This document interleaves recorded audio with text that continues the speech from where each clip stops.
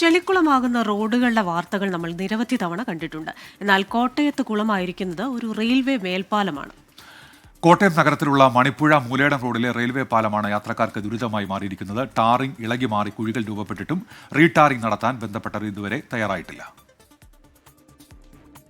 ഭയങ്കര ബുദ്ധിമുട്ടാണ്, ഭയങ്കര കുഴിയാണ്. അത് നമ്മൾ കടകടാന്ന് അടിക്കുക. ഇത് പാലം പണിതപ്പോ ടാർ ചെയ്താ വണ്ടി ഓടിഞ്ഞ എല്ലാ സാധനം ആഴ്ച മാറിക്കൊണ്ടിരിക്കുക. ഭയങ്കര കുഴിയാണ്. കുറെ നാളല്ല, ഒരു വർഷത്തോളമായി.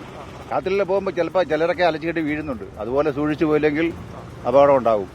പലതവണ പരാതി പറഞ്ഞു മടുത്തതാണ്, പക്ഷേ ഒരു മാറ്റവുമില്ല. കോട്ടയം നഗരത്തിലേക്ക് എത്താനുള്ള പ്രധാന റെയിൽവേ മേൽപ്പാലമായിട്ടും ഇതിങ്ങനെ കിടക്കാൻ തുടങ്ങിയിട്ട് നാളുകളേറെയായി.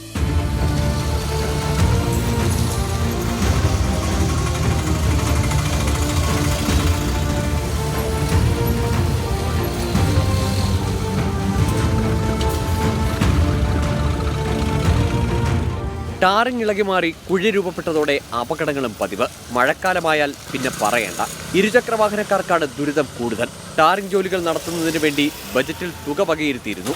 എന്നാൽ ഇതുവരെ പൊതുമരാമത്ത് വകുപ്പ് പണി തുടങ്ങിയിട്ടില്ല. നിയമസഭയിൽ അവതരിപ്പിച്ച ബഡ്ജറ്റിന്റെ അകത്ത് 1 കോടി രൂപ ഇത് മണിപ്പുഴ തൊട്ട് ഗസ്റ്റ് ഹൗസ് വരെയുള്ള റോഡ് നന്നാക്കാനായിട്ട് 1 കോടി രൂപ അനുവദിച്ചതായി നമുക്ക് അറിയാൻ സാധിച്ചു. പക്ഷേ മാർച്ച് കഴിഞ്ഞു, ബഡ്ജറ്റ് പാസ്സായി. ഇപ്പോൾ ഏപ്രിൽ 3 മാസക്കാലം കഴിഞ്ഞ് 3.5 മാസക്കാലമായി.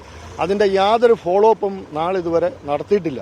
PWD guest house, industrial park എന്നിവിടങ്ങളിലേക്ക് പോകുന്ന വഴിയാണിത്. കൂടാതെ പുതുപ്പള്ളി ഭാഗത്തു നിന്ന് നിരവധി വാഹനങ്ങൾ ഇതിലെ കടന്നു പോകുന്നുണ്ട്.